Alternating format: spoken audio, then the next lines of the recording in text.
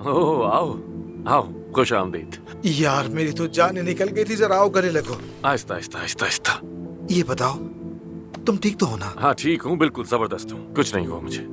मेरा तो दिल ही नीचे बैठ गया था। सोडा है ना? हाँ है, फ्रिज में है। कॉफी पियोगे? नहीं शुक्रिया।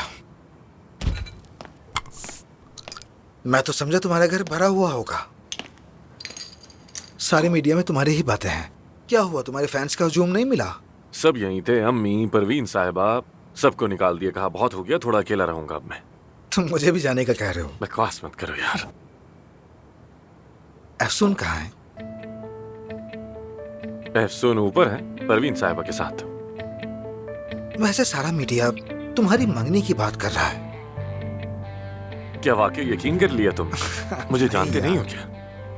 अगर मंगनी करोगे तो मुझे तो बुलाओगे। शायद ना भी बुलाऊं, तुम्हें तो पता है मेरा। अपनों के बिना खुशी का कोई मसा नहीं होता, और ये बात तुम अच्छी तरह जानते हो।